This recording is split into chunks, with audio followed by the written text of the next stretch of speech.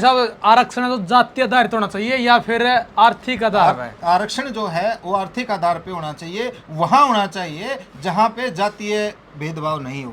बहुत से भाई कहें कि भाई आरक्षण है ना जातीय आधार पर नहीं आर्थिक आधार पर होना चाहिए, गरीब कोई भी हो उसका उसको फायदा मिले। आरक्षण जो है वो जातीय भेदभाव को कम करने के लिए जो मूल हमारी विचारधारा है, जो समाज का मतलब हमारा ढांचा है, उसके अंदर तालमेल बनाने के लिए, लोगों को समानता का भाव लेके आने के लिए आरक्षण का जो एक प्रावधान किया गया था। हमारी हिस्सेदारी, मैं ये कहता हूँ आज आरक्षण हटा दो आप, अगर एक भी मंत्री की किसी को अगर कोई टिकट दे दे, ये जितने भी एमएलए एमपी बने फिर रहे हैं ना आरक्षित सीटों के ऊपर, इनको अगर आरक्षण हटा दें, इनको कहीं भी एक जनरल सीट पे 90 सीटें, तो हरियाणा का ही ले लो, छोटा सा उदाहरण है, 90 सीटें हैं, 90 सीटों में से एक सीट ऐसी दिखा दो जो आरक्षित ना हो और उसके ऊपर हमारे लोगों को कहीं टिकट दे रखी हो, चाहे कितना बड़ा नेता हो, कितना बड़ा नेता बना फिरता हो, चाहे कुछ भी हो, एक सीट ऐसी दिखा दो आरक्षित सीट हैं तो उन लोगों को मौका है, अदरवाइज कहीं भी इन लोगों को मौका नहीं है। क्यों?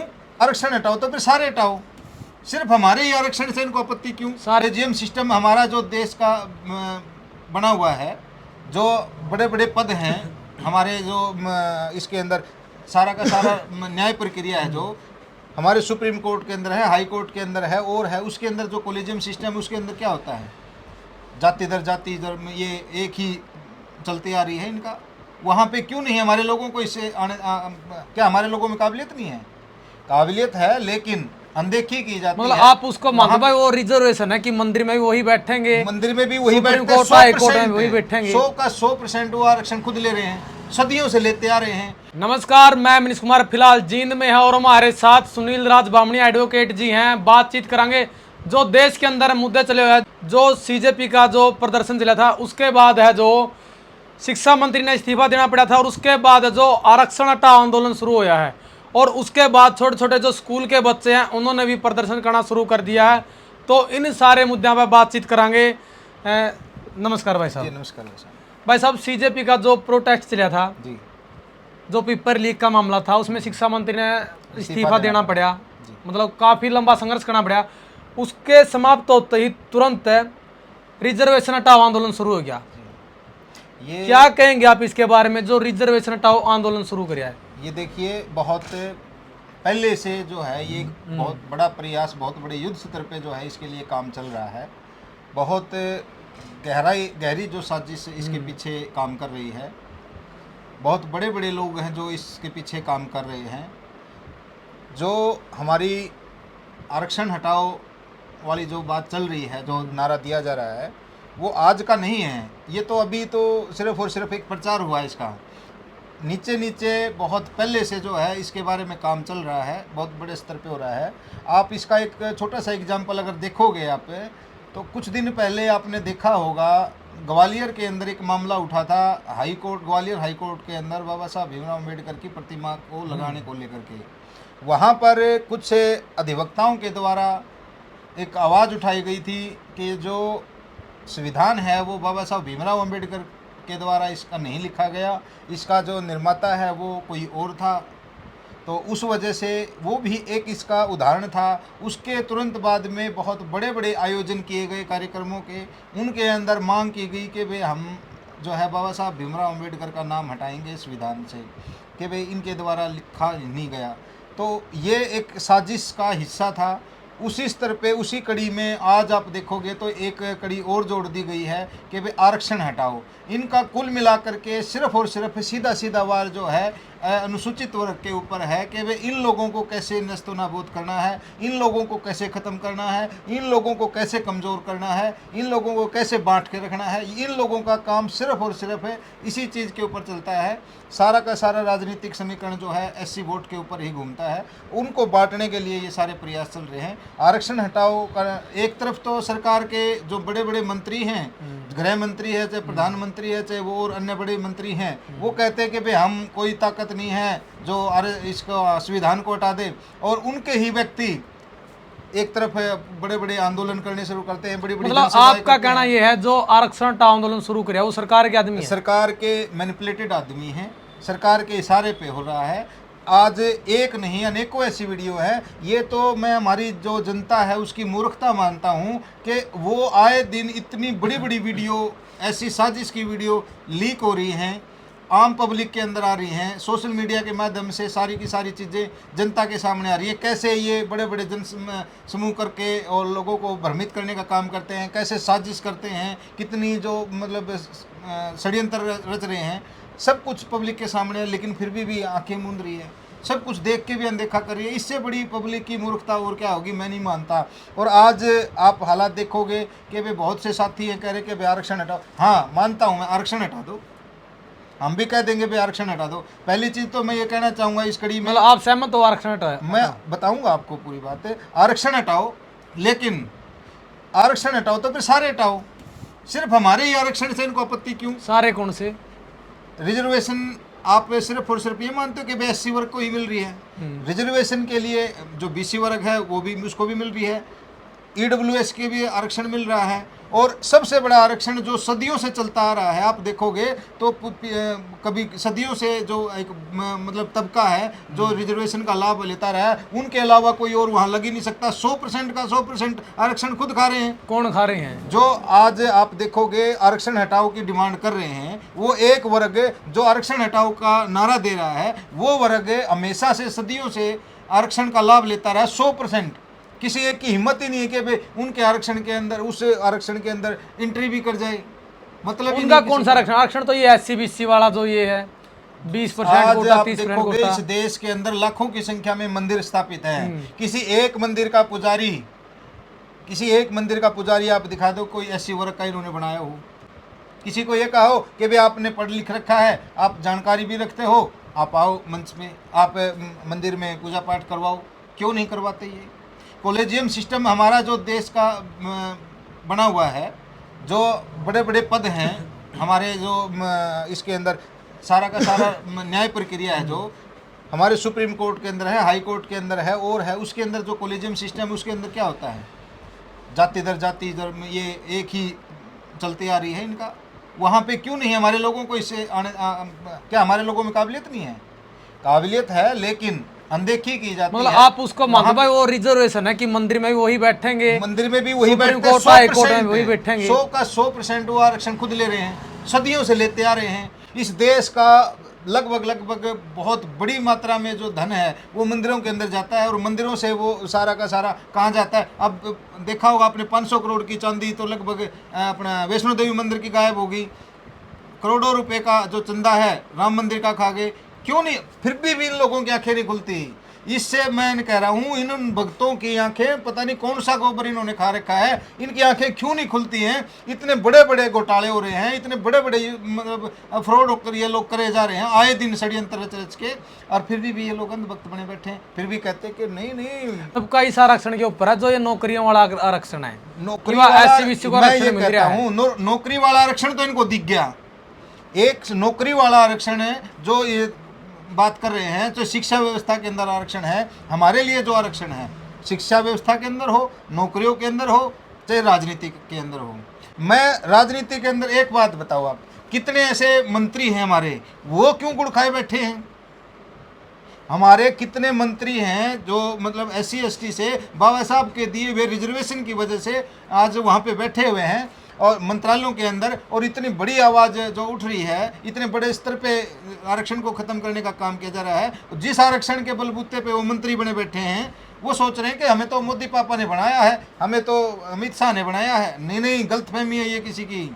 वो सिर्फ और सिर्फ चाहे कोई भी बना हो, किसी भी पार्टी विशेष से हो, चाहे वो पक्ष का हो चाहे विपक्ष का हो, सारे के सारे रिजर्व कोटे से लगे हुए हैं। वो रिजर्व कोटे से जो आरक्षित सीटों के ऊपर आरक्षण ना होता तो आरक्षित सीटें भी ना होती, और आरक्षित सीटें ना होती तो आज वो मंत्री भी ना होते। बिल्कुल ये चीज़ें नहीं समझ में आती इन लोगों को।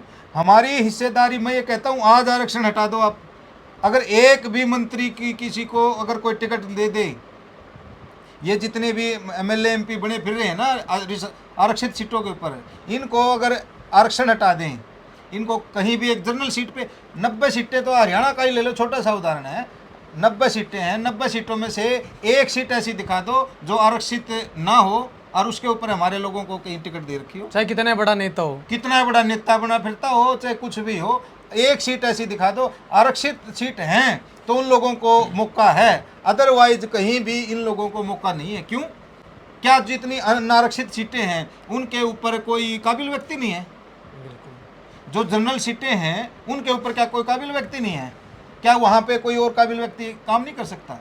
कर सकता है, सब कुछ है, लेकिन एक धारणा बना दी भड़काने की, लड़ाने की, बहुत बड़े स्तर पे काम चल रहा है भाई। इस देश के अंदर गृह युद्ध करवाने की बहुत बड़ी साजिश रची जा रही है कि वे वो मरेंगे तो भी इन्हें फायदा है, वो मरेंगे तो भी। इनके बच्चे सरकारी स्कूलों में पढ़ते नहीं, इनके बच्चों को आरक्षण से कोई लेना देना नहीं, ये सारे के सारे विदेशों के अंदर ऐश कर रहे हैं, अपने बच्चों को पढ़ा रहे हैं, अब सिर्फ और सिर्फ हमें तो मरने के लिए छोड़ रखा है। अच्छा, एक और इसके साथ चल रहा है कि पहले जाति हटाओ, जाति हटाओ आंदोलन। जाति हटाओ, लेकिन समानता का भाव जब आएगा जब देश की जितनी व्यवस्था है, देश की जितनी व्यवस्था है उसके अंदर सबकी बराबर की हिस्सेदारी हो।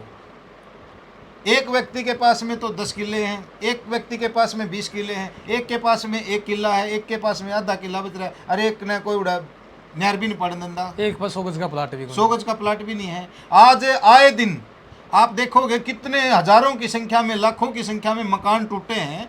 उन मकानों को क्यों तोड़ा गया है? अवैध थे। क्यों आज अवैध हैं? ऐसी मतलब इससे बड़ी सरकार के लिए निंदनीय बात क्या होगी कि आज भी हमारे लोगों को अवैध तरीके से इस देश के अंदर रहना पड़ रहा है। सालों दर साल हमारी सदियों से जो हमारे लोग यहाँ रहते आ रहे हैं मूल निवासी कहलाते हैं, और उन लोगों को अपने सर के ऊपर छत डालने के लिए 100 गज का प्लाट नहीं है।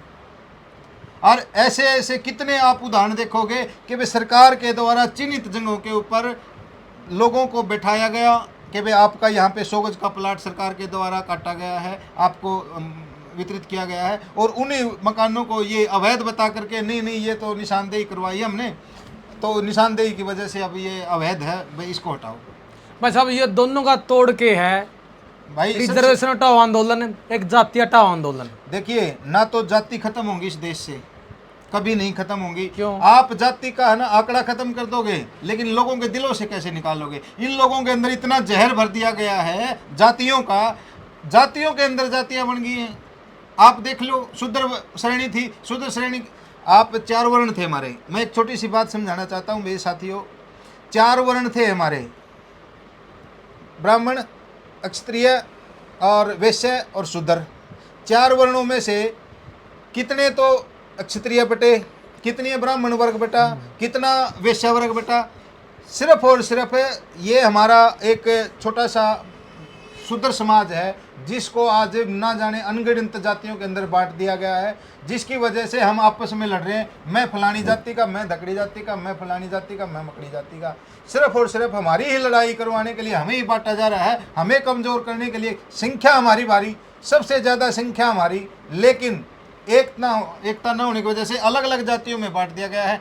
जातियों में जब बट जाता है आदमी, एक दादा की चार औलाद हैं, ठीक है, एक दादा के 4 बेटे थे, चारों में से उनके भी मतलब अलग अलग बच्चे हो गए, 2 3 पोते हो गए। अब वो जो पोते हो गए, जिसके जो अपना बाप है ना वो सर्वश्रेष्ठ लगता है, ताऊ कदे अच्छा नहीं लगेगा, बापू सर्वश्रेष्ठ है, भाई मैं जिस बाप की औलाद हूँ वो ही माना जाएगा। वही हाल हमारी जातियों के अंदर, हम जिस जाति के अंदर बांट दिए गए हैं कि भाई आपकी ये जाति है, वही श्रेष्ठ लगने लग जाती है, दूसरी जातियाँ सारी खराब लगने लग जाती है। ये छोटी छोटी भ्रांतियाँ हमारे अंदर जहर के रूप में पिरो दी गई हैं, जो हमारा विनाश का कारण है, और जो आने वाले समय में ये हमें इसका बहुत बड़ा खामियाजा भुगतना पड़ेगा। अच्छा भाई साहब, आरक्षण तो जातीय आधारित होना चाहिए या फिर आर्थिक आधार पे? आरक्षण जो है वो आर्थिक आधार पे होना चाहिए, वहाँ होना चाहिए जहाँ पे जातीय भेदभाव नहीं हो।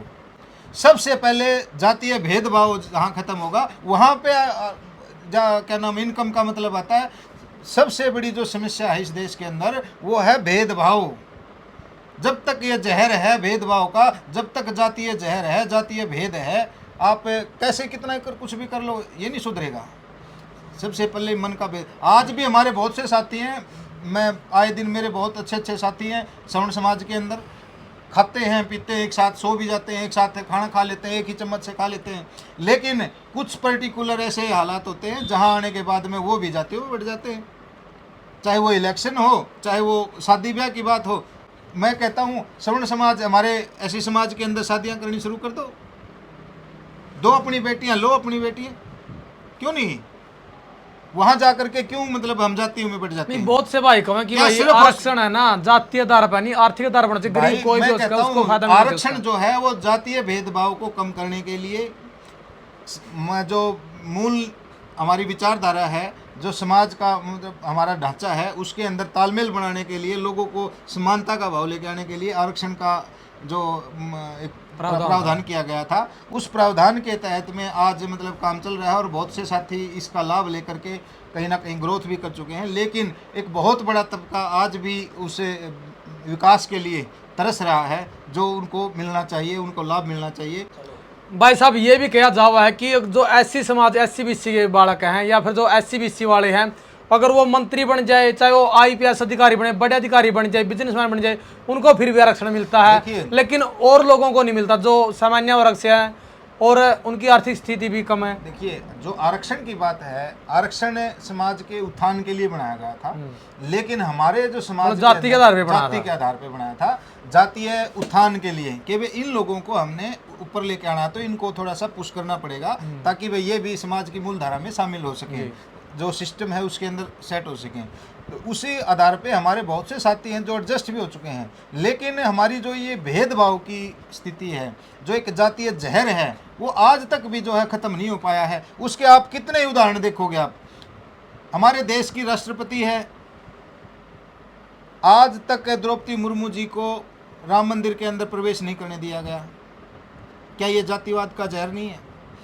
हमारे जो हरियाणा के पूर्व में जो अभी कुछ दिन पहले ही आप सुना होगा आपने, 1 साल पहले वाई पूर्ण सिंह का बहुत मामला उठा था, ADGP थे, उनको जातीय जहर की वजह से, सिर्फ और सिर्फ जातीय शोषण की वजह से सुसाइड करना पड़ गया। वो क्या नहीं था?